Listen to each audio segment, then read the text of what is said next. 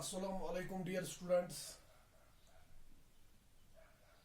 जैसा कि आप लोग जानते हैं कि हम हिस्ट्री का छठा चैप्टर जिसका title pastoralists in the modern world है, उसके हमने बहुत सारे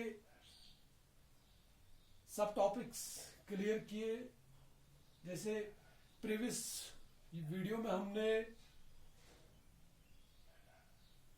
वेस्टलैंड रूल्स के बारे में पढ़ा। हमने उसमें देखा कि कैसे कॉलोनियल गवर्नमेंट ने, कैसे ब्रिटिश गवर्नमेंट ने डिफरेंट लॉज एनैक्ट करके पास्टोरलिस्ट्स की लाइफ को डिफिकल्ट बना दिया।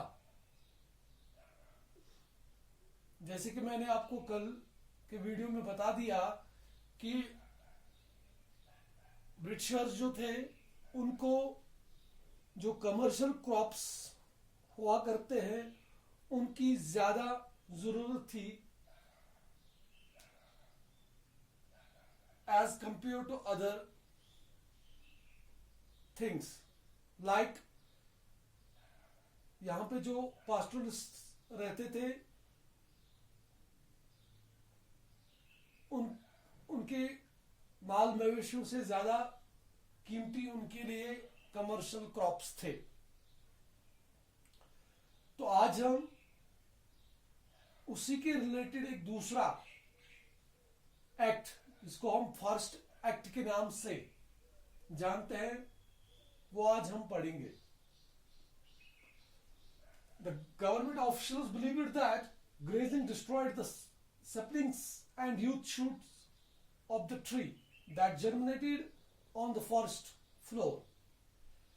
ब्रिटिशर्स, मैंने आपको अभी अभी बता दिया कि उनको कमर्शियल क्रॉप्स की ज्यादा जरूरत थी। कमर्शियल क्रॉप्स के साथ साथ उनको फॉरेस्ट्स की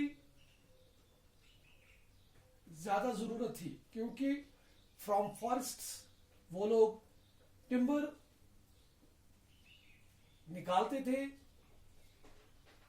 जिससे वो रेलवे ट्रैक्स एक्सपेंड करने में कामयाब होते थे, जिससे वो शिप्स बिल्ड करने में उनको मदद मिलती थी। तो इसलिए वो लोग, उनकी अब ये सोच बन गई थी कि ये जो ग्रेजिंग जो है, इससे जो नए नए पौधे जंगल में उगते हैं,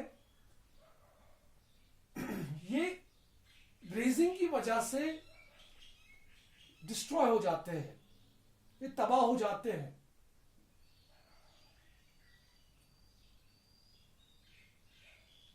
जो इनके ये मवेशी होते हैं, ये जंगल में घास के साथ साथ इन छोटे छोटे ट्रीज को भी खा जाते हैं, जिसकी वजह से जो नई पैदावार होती है ट्रीज की, दरख्तों की, वो रुक जाती है।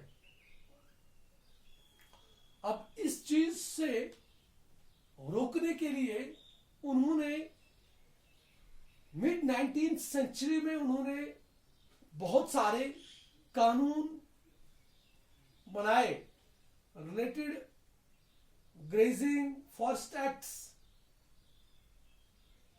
और बहुत सारे।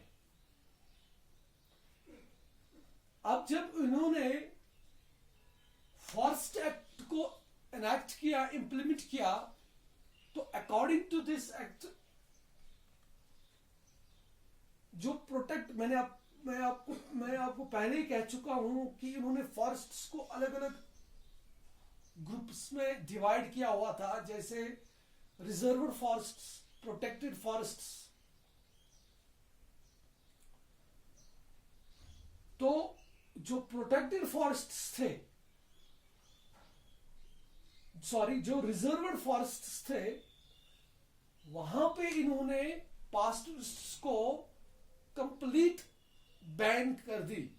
आप लोग इस एरिया में अपने हर्ड्स को लेके नहीं जा सकते हैं। तो दैट मीन्स ग्रेजिंग पे यहाँ पे कंप्लीट बैन लग गई। और जो प्रोटेक्टेड फॉरेस्ट्स थे वहां पे उनको कुछ मामूली रस्म रिवाज के तौर पे जो उनके राइट्स, पास्टर्स के जो राइट्स थे वो दिए गए, लेकिन लिमिटेड क्वांटिटी में, कम तादाद में उनके ये राइट्स दिए गए, जिसकी वजह से जो फॉरेस्ट पास्टरिस्ट्स है उनकी जिंदगी बदल गई। अब उनकी जिंदगी कैसे बदल गई? जिन फॉरेस्ट्स में कल तक वो आराम से अपने माल मवेशी को लेके जाते थे, अब वहां पे जाना उनके लिए नामुमकिन हो गया। और इसके साथ साथ उनकी जो ये एंट्री और डिपार्चर, इस पे भी कड़ी, जो जैसे मैंने आपको भी बता दिया कि प्रोटेक्टेड फॉरेस्ट्स में उनके थोड़े बहुत राइट, उनको थोड़े बहुत राइट्स दिए गए, लेकिन उन पे भी एंट्री और डिपार्चर का टाइम फिक्स किया गया। इस तरह से उनकी जिंदगी जो है बिल्कुल बदल गई। और उनको दिनों के हिसाब से कि आप महीने में इतने दिन आप ग्रेजिंग के लिए प्रोटेक्टेड फॉरेस्ट्स में जा सकते हैं, ये भी काउंट किया, इनका भी हिसाब रख दिया गया।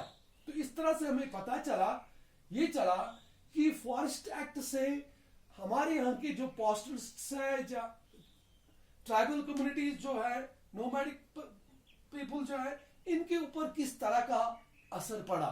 तो सिंपल सी बात है कि जब ब्रिटिशर्स ने यहाँ पे फॉरेस्ट एक्ट्स नाफिज किए तो उनका बुरा असर पास्टरलिस्ट्स पे पड़ा।